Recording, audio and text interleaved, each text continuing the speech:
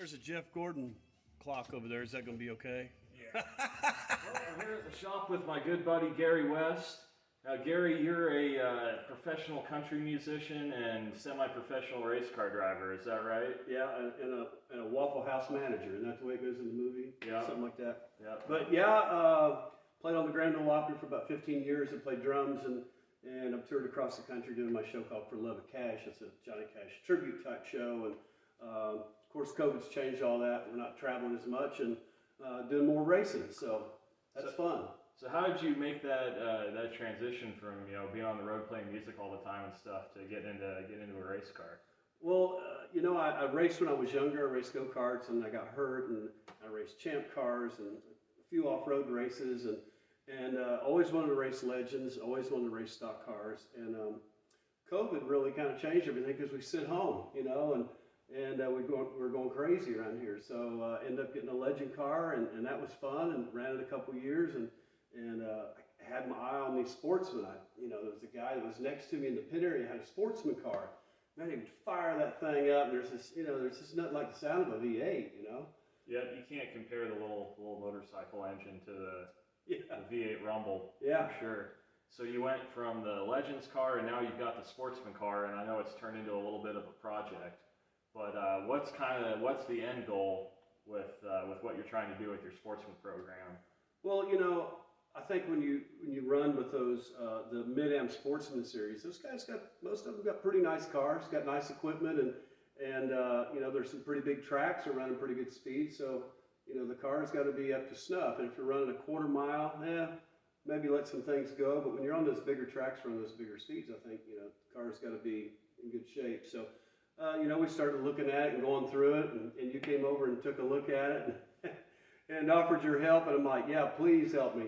And of course, it's got into a lot more things than we anticipated, but it seems like it always does. So yep, that's part of the business for sure. Yeah, but I think it's a good car, and when we get done with it, I think we're going to have a peace of mind, and the car is ready to go on the track, and we've touched every corner of it. So I don't think you can ask any more than that, and I'm sure grateful for all your help and your expertise, or I would really be lost in this thing, man. Well, thanks, man. It's been a lot of fun. We've done a lot of work already. Yeah. You want to kind of show us around the car and give us a rundown of some of the stuff that we've been working on with it? I'll give you the nickel tour. Let's do it.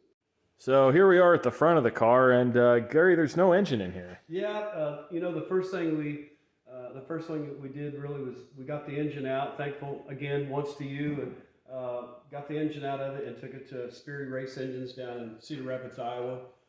So they're rebuilding the engine, and also gives us a good opportunity to get in here and look around and see if there's anything that needs to be updated or fixed. And we put a new nose on it, and you put us a brand new bumper on there. We redid all this up here, or you did. I think I handed you a few tools. Yeah, you held some things in place. Yep. And the body was pretty beat up on it, so we've taken the body pretty much completely off. I think we salvaged one fender. Outside of that, it's going to have a whole new body. We were able to put a new rub rail on this side, so we're getting pretty close to having doors on it. We got a new seat for it, new Butler seat, and then we got back here to this part, to the rear end. It had some damage right here, and you reconstructed this whole thing and put it back together. It looks brand new. It looks great.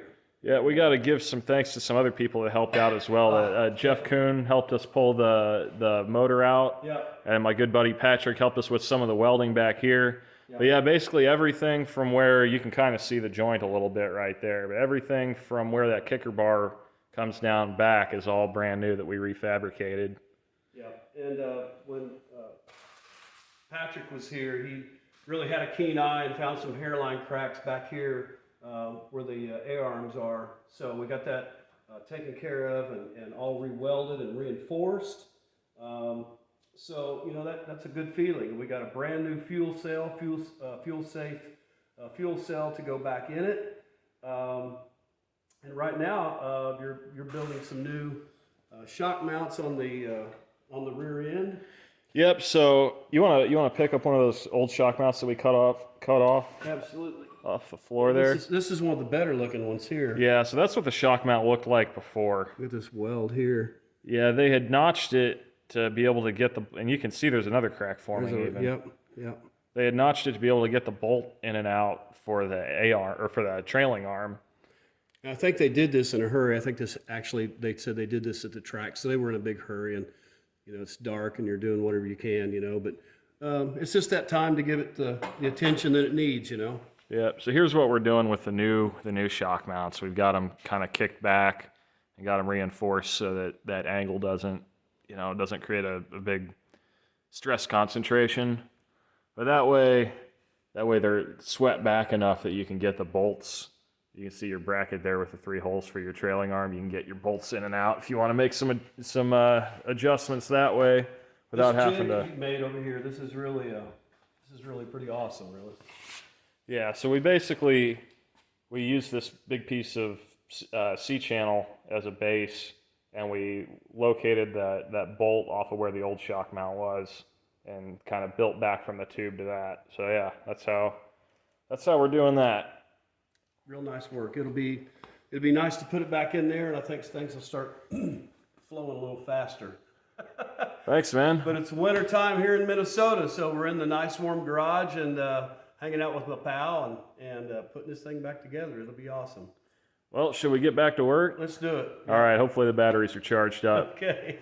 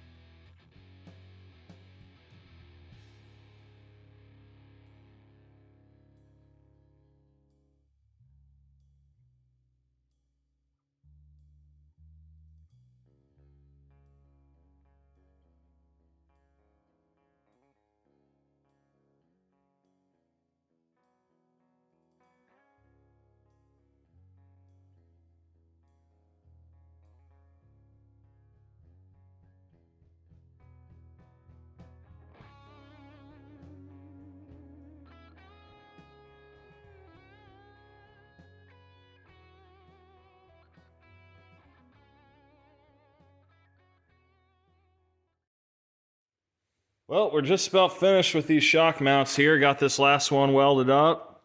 all that's left to do is clean some things up and paint them.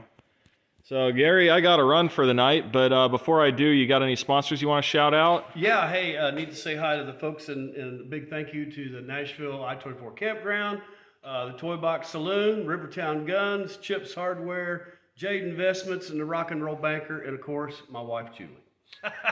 Awesome, man. Well, yeah, and you can look up Gary's social media stuff. He's got Facebook pages for Gary West Music and Gary West Motorsports.